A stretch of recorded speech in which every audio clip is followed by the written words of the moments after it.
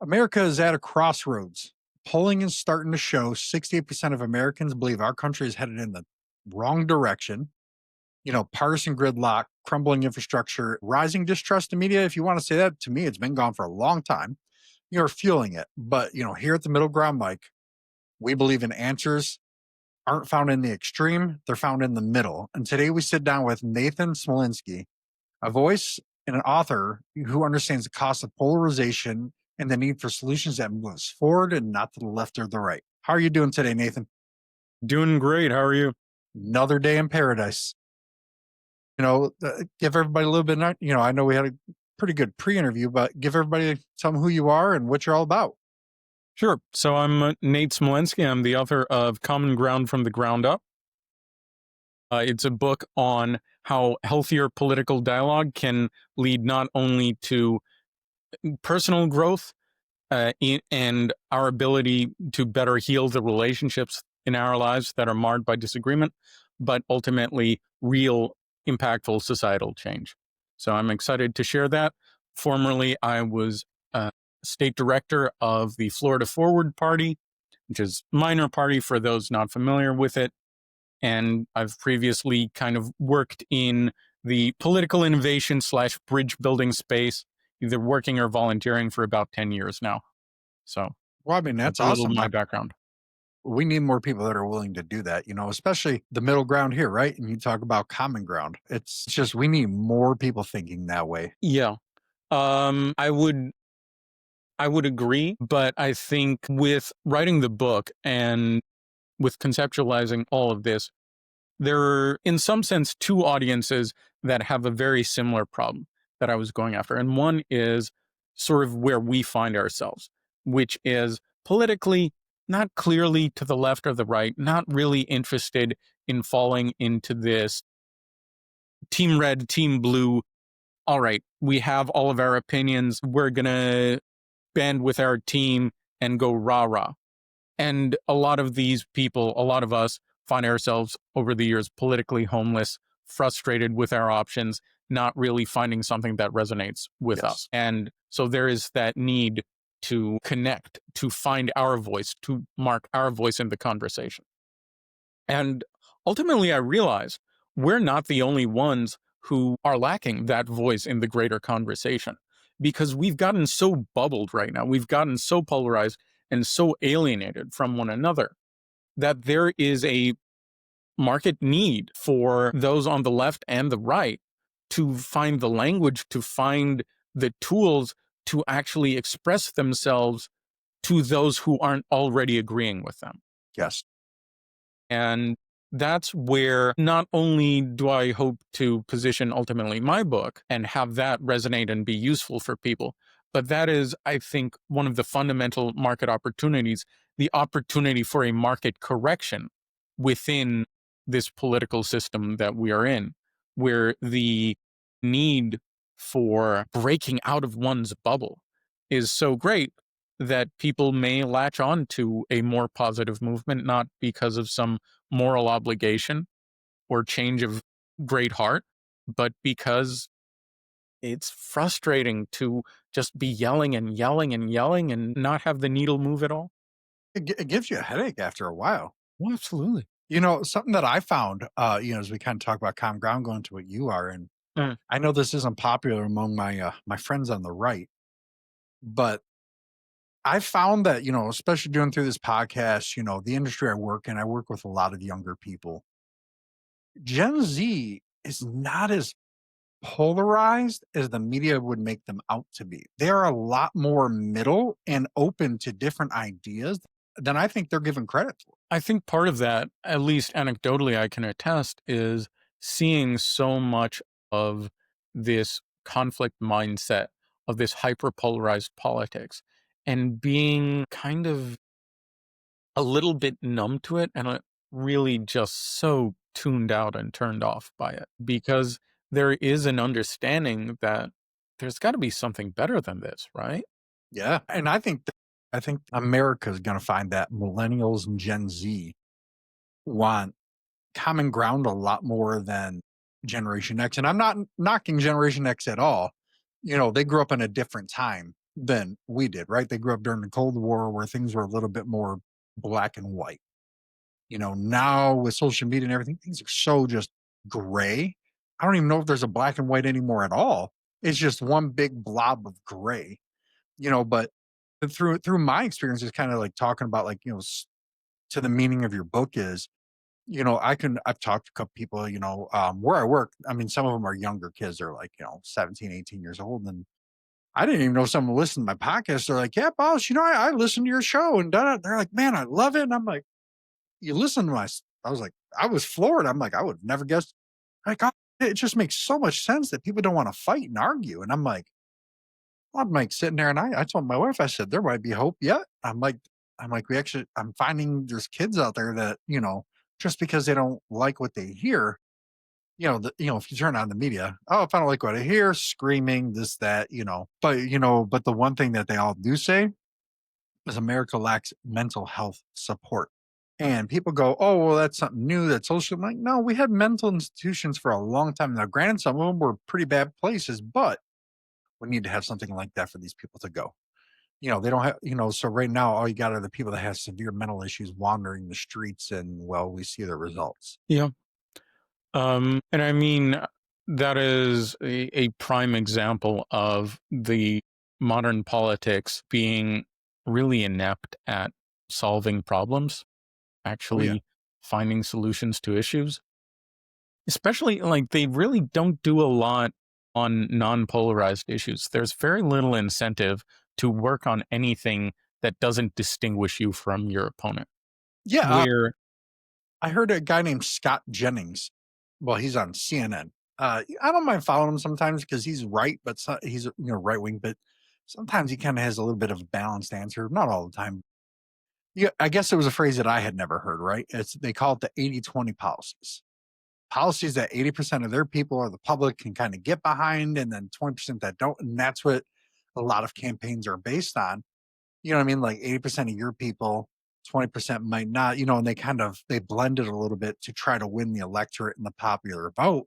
So they're not really going after issues that matter. They're going after issues that they know can get people riled up. Because if you've got an 80-20 rule, that tells you right there, you're only going to go after what's going to get people mad, because it's not about an issue. It's about getting an emotional response.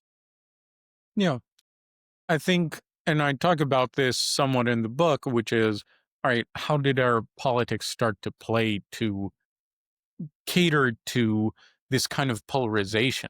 Yes. And one of the big turning points, and a lot has been gradual, a lot has just developed over time, but 1994 and Newt Gingrich's success in that year was ultimately the poster child of, hey, a lot of my people listen to conservative radio.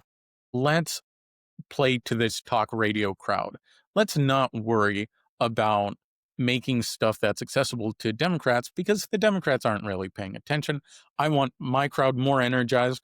I want them more emotional, donating better, turning out better, and volunteering more. And the reality is that works. And I don't blame him. I'm someone who tends not to vilify the person who finds the exploit. It's a it's an exploitable system, and it's become much more exploitable with the emergence of social media and the fact that our communications paradigm has become even more siloed, Oh, has yeah. become even more bubbled off. And now it's just, it wins every election. It wins every time, is work to that emotional. Rile up your base, preach to your choir. That is what works. And trying to move politics away from that requires, I think, either a fundamental mindset change or really fundamental structural changes. Yeah, it kind of goes to like, when we talk a little bit about polarization and public trust, right? So right now, in terms of World Press Freedom Index, we're ranked 27th out of 180 countries. That's a huge drop compared to 10, 20 years ago. You know, Before I ask the other part of that question, a quick statement that I have is a lot of the public doesn't realize your companies like CNN and all that, they're actually registered entertainment companies. They're not registered news organizations anymore. That being is they can go, well, the pen's blue, but I don't really know if it's blue, pink, purple, white, gray, or pink. Because when you stretch it like that and you're an entertainment company, you don't have to come back and apologize as much unless there's public pressure. Now, to where if you're an official news organization, if you misstate something, blah, blah, blah, you have to issue redaction, you got to apologize, all those things, right? So that's how they're getting away with commentator politics, per se, in that aspect. My buddy worked for Spotlight. It's kind of Yeah. like an advertising thing that Comcast owns. I don't know if it's still around or not, but, and he said, he was like, yeah, because he had to put the ads in and they were, and he goes, yeah, all these companies are entertainment companies, so they don't have to follow the same rules as political ads do. And it was just so telling. And as soon as I learned that, I was like, man, a lot of this makes sense. Cause I'm like, how can you be a news organization and knowingly say something in a certain manner, right? How can that be legal? But in return, that's to me, that's what pushes the US down to 27th, because then you have governments in response. They start trying to put clamps down on certain things. You must report the truth. Then they start putting guidelines in place. Well, what do those guidelines do? They stamp out freedoms. But that's because the government, for whatever reason, doesn't go, well, let's CNN, you report news. You cannot be an entertainment company. But anyway, I mean, that's here nor there. I just thought it was a interesting tidbit. Why do you think the trust is collapsing from your perspective, and your background? And how can like the federal government, because only 16% of Americans trust anything that the federal government does or says. How can we rebuild the freedom of the press and the trust in the government? I think to the first part of that, the sort of collapse of institutional trust, I have a hard time saying it's not earned, because our politicians for decades and decades have been catering to, let's rile up the crowd. That works. And this is the cost of that. At the same time, so while that is kind of the outcome that we see, a lot of people look at that very pessimistically and say, oh my God, things are just getting worse and worse and worse and worse. I keep going back to this notion of the market opportunity. When I see, all right, this is the government optimized for today's attention economy, but it does not produce real solutions. This is not just some tragedy. This is the weakness of the approach. Over time, it can win elections, at least when everyone is playing along these rules or just playing to the way we understand politics and the way we've approached electoral politics so far. But it does create this need, this tremendous need for A, trustworthy politicians, and B, real solutions. People do not feel heard. They do not feel bought in. And they've, I think, rightfully felt more and more manipulated over the years, to the point where whatever politicians they may have trusted before are kind of crying wolf now. And the trust has eroded. To heal that, I think you really need a lot of transparency. You need a kind of approach that resonates as understanding the complexities, the realities of issues, Yes. speaking to people on that level. But again, I don't see that as a negative necessarily. I see that as an opportunity for political innovators, for people who have a more thoughtful approach with the right tools, with the right kind of social momentum. I think there is possibility to take that and turn it into our pathway to making change and making something positive out of it.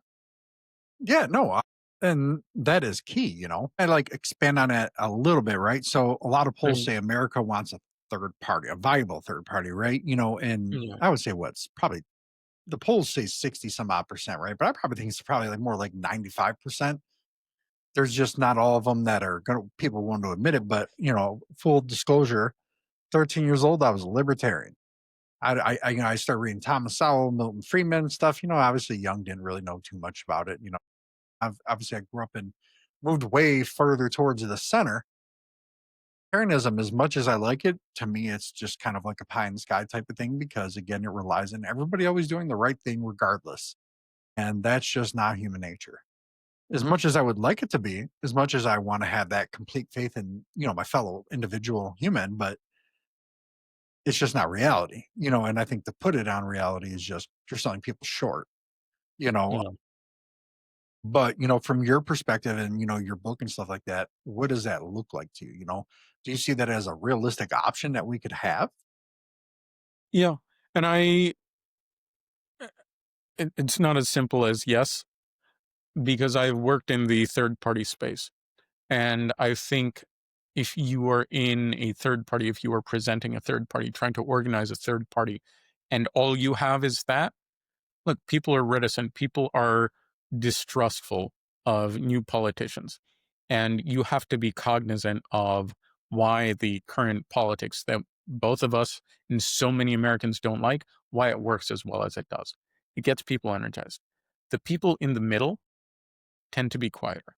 They tend to not be shouting from the rooftops. They tend to not be shouting at all.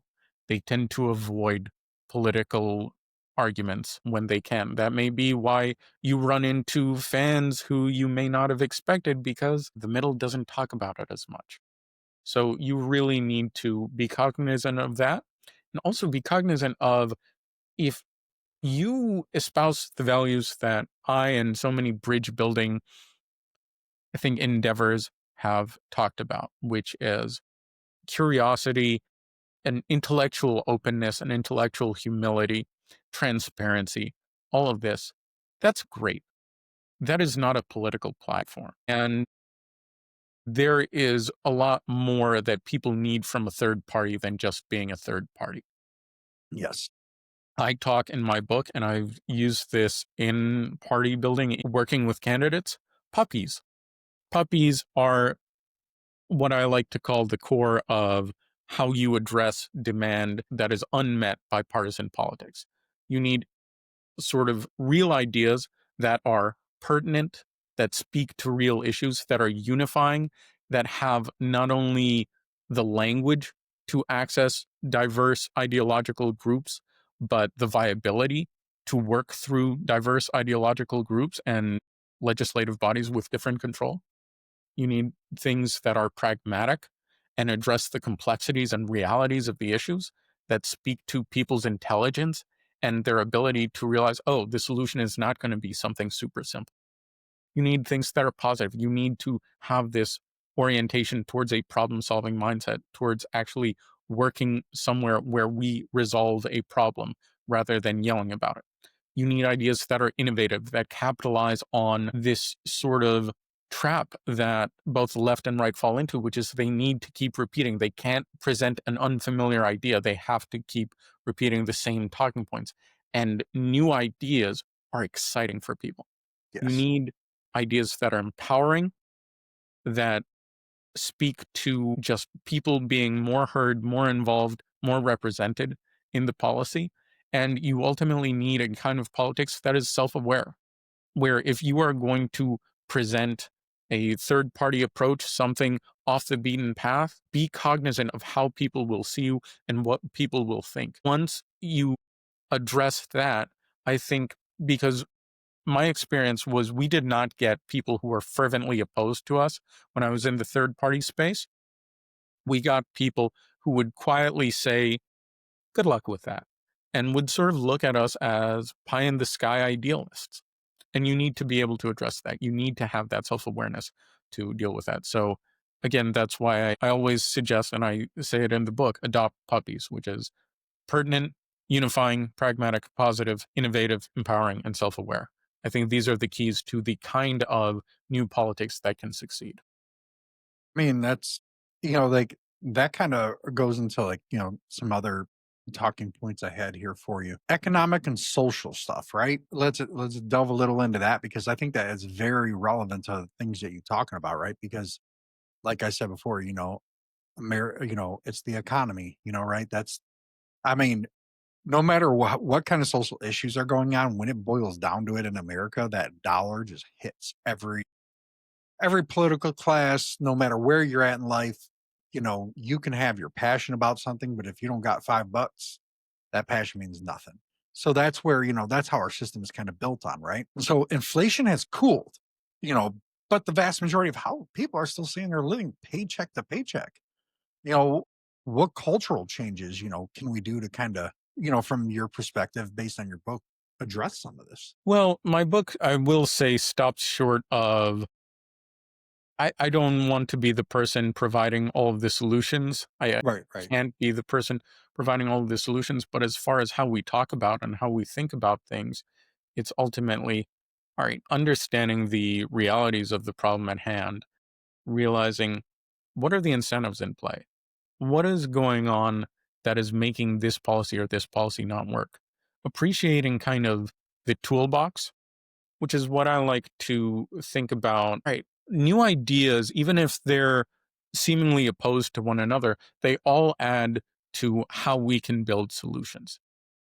And the example for me, because I worked with Andrew Yang. He, of course, was behind Forward initially as a national movement. It merged with other movements, but I had previously worked for the Legacy Forward Party, which became part of that merged organization. He gained a lot of popularity and a lot of traction for his support of universal basic income. Only about 60% of his supporters were in favor of that trademark issue, which is surprising for a lot of people.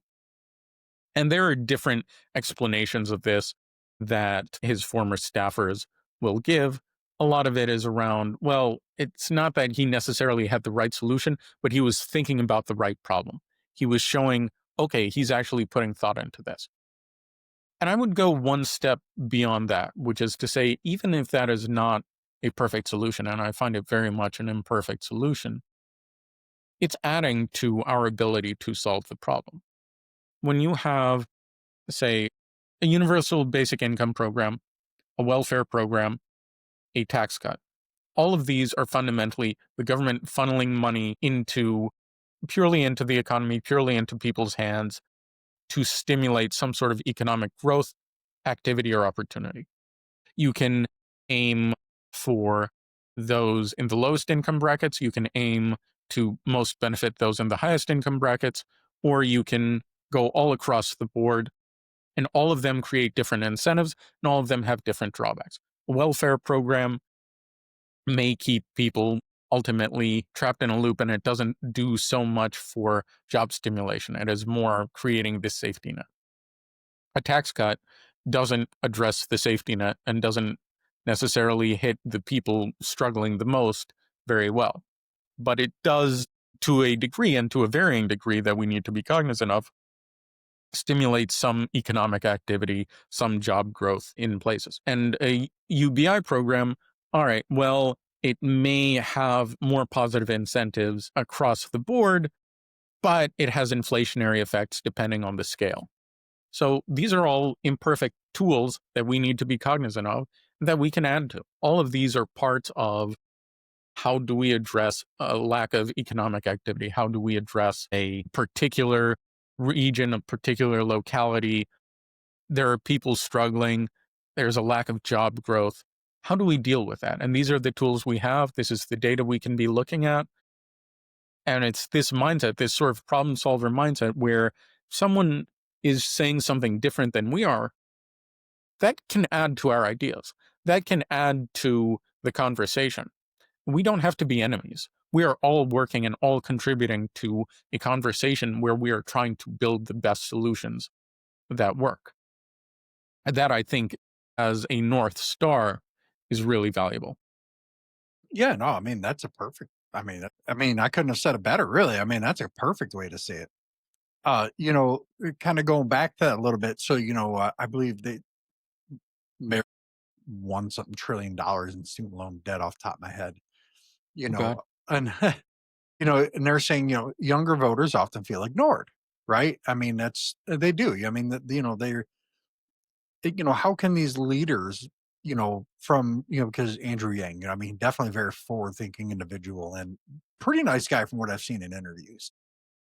How can leaders like him and current leaders, right, that are part of there, like, how can they how can we bridge the generational divides in the policy? Make people feel heard, make people feel empowered.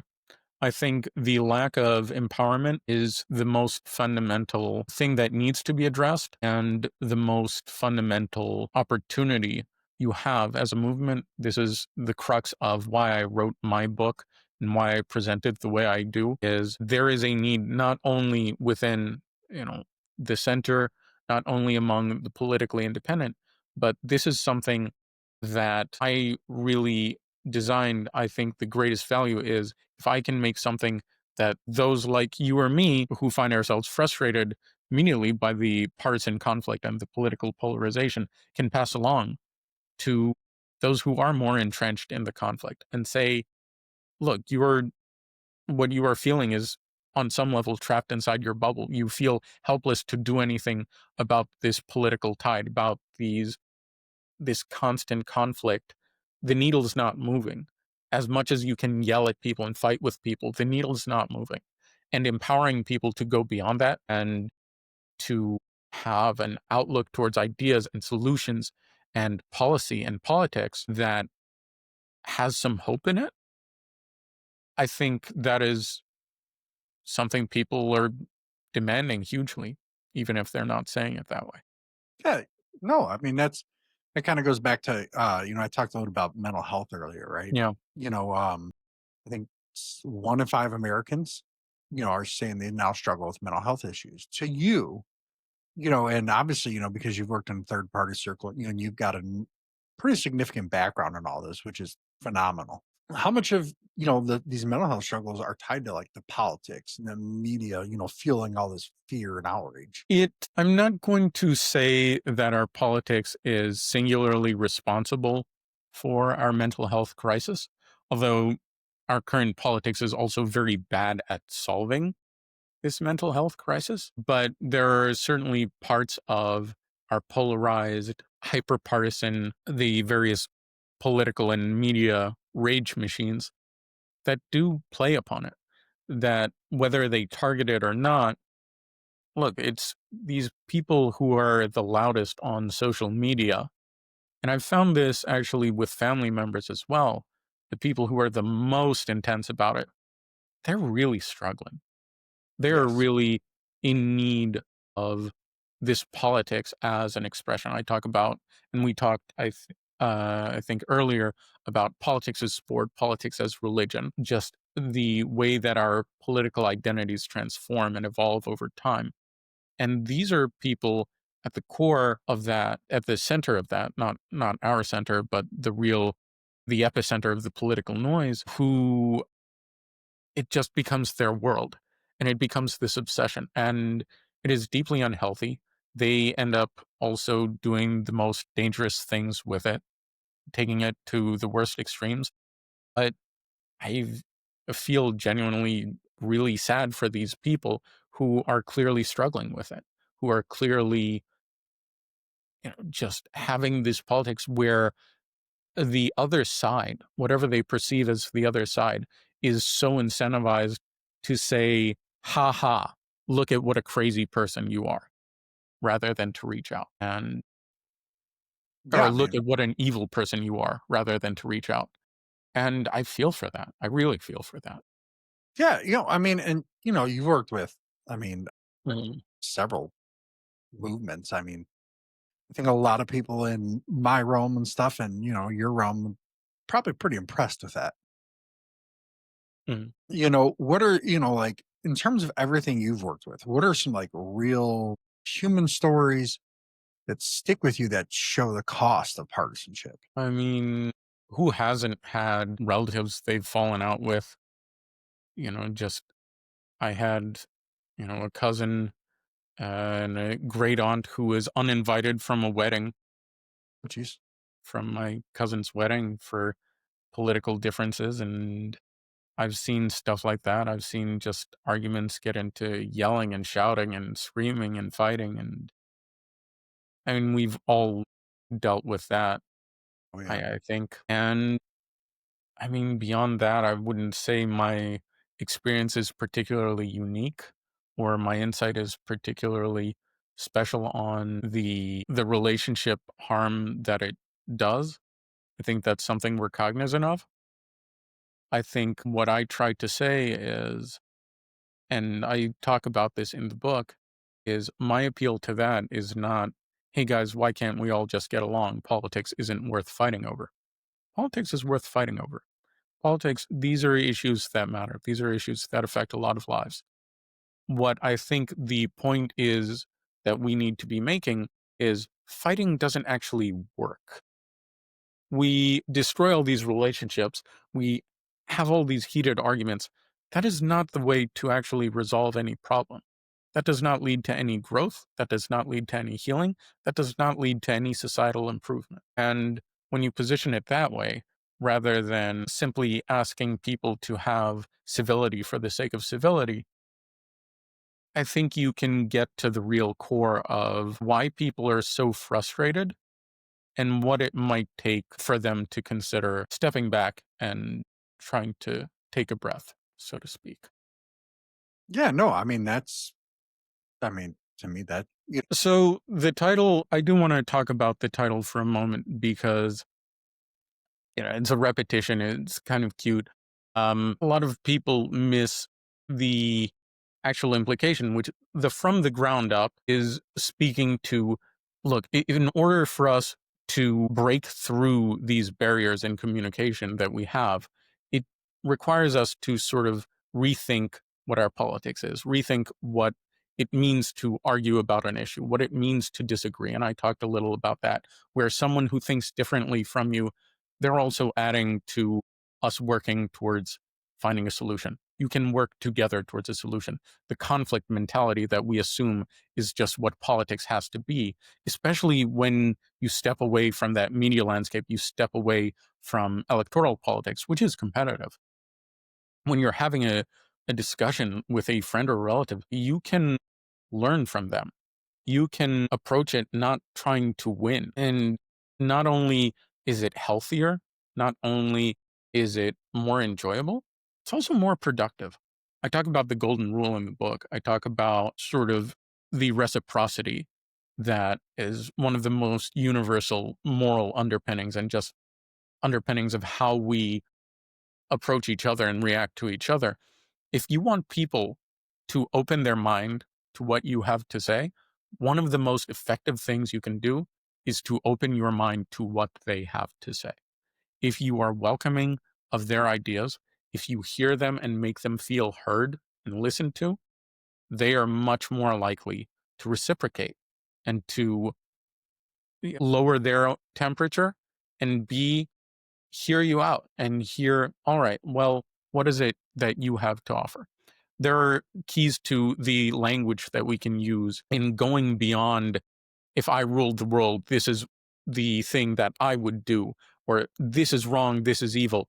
Moving beyond that, moving towards a more policy focus, not just because it's more practical, but because once you get to that policy focus, once you get to that collaborative problem solving stage, suddenly you can bounce ideas back and forth in a way that is much more productive, much more constructive, and much more effective. And that is, again, that common ground from the ground up. And I talk about common ground. A lot of people think of common ground as the things we agree on. For me, the more important common ground is our ability to deal with everything else. It is that common language. It is that common idea of we are working towards a better future. We are working towards better solutions. We are working to resolve these problems that we are facing, even if we see different pieces of the problems, even if we see different problems within the problem. Having that as a commonality is far more valuable because we are going to have things we disagree on. Now, maybe more than ever, because these political movements have developed for so long in isolation from one another, because we have so many voices now that are expressing sometimes fringe beliefs that weren't being heard before are more in the conversation. And you know what? I think they deserve a place too. And I think it's worth hearing them out, making them feel heard, and making a conversation where, yeah, we can share ideas And we can still feel like, even if we don't agree, okay, we're learning from each other. We're all working together towards something positive. One of the slogans that has kind of took off with my show is, no left, no right, just forward. In your opinion, how does that slogan kind of apply to, what, how you look at things? So we actually had a forward, we used not left, not right forward for some years. So I think, and we weren't the first, I think No Labels had a version of it that predates that. So it's been around in different forms.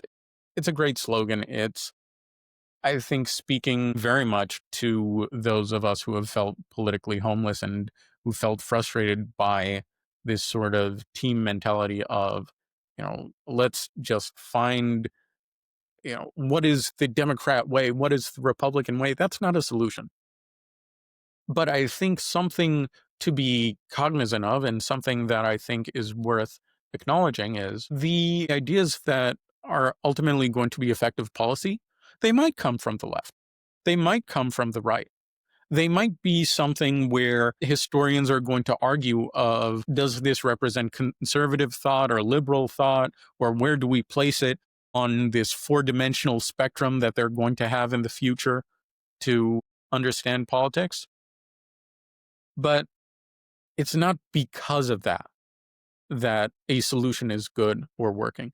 It's because it works, because it is effective, because it solves the problem at hand. And that's the core of, I think, the ethos that we need to have, because you can't go into a conversation saying, I know your side is wrong, or look, you can have your opinion, but the real answer is going to be in the center. Not necessarily. I think people should have that freedom to enter the conversation, add their ideas, and regardless of where these ideas are coming from, who these ideas are coming from, if they are good ideas, they deserve to be heard. And we deserve to hear them, because we do have problems that deeply need to be solved. Yeah, no, I mean, we definitely do. Is there anything that you know of that's going on from your perspective that gives you hope for the future? I know just how many people are out there trying to make something that works, trying to forge a different kind of thinking. And some of them have really exciting ideas. If you want something on a more policy level, something I've been passionate about for a while is exploring more service programming. And this is the kind of classic volunteer AmeriCorps style teaching, counseling, mentoring, nursing sometimes, as a way of getting, I think, youth who are more and more alienated, and especially in this technology age, who feel disconnected at times, giving them a sense of purpose and direction, from the standpoint also of building an economy that is more resilient against automation and the rise in AI in various fields, and having something that is more people centered. That is an example of an idea that I point to, that it's just, it's not polarizing. It's not offensive enough to get the parties to talk about it. And I hope it's not polarized. I hope it's not just trademarked by one party or the other, because it's one of these many ideas where there's a lot of things we can be looking at to improve our society, improve mental health, improve our sense of connectedness to one another, to address these economic crises that we're facing, housing, this and that. There's a lot out there. There's a lot of ideas out there, and a lot of them aren't being heard. And I think there's more demand for people to hear those. Yeah. I really appreciate you coming on, Nathan. I You appreciate know, you having me. everybody, don't forget to check out his book, Common Ground from the Ground Up. And especially if you listen to this show, to me, kind of seems like a no brainer that you'd pick that up. The link will be down in the description. And if you want some balanced voices and real talk, hit subscribe to our to our podcast. On Apple and Spotify. Seems to be where we get a ton of traction. And if you're picking up his book, get some middle ground coffee at the website. No left, no right, no forward. Hope everyone has a good time.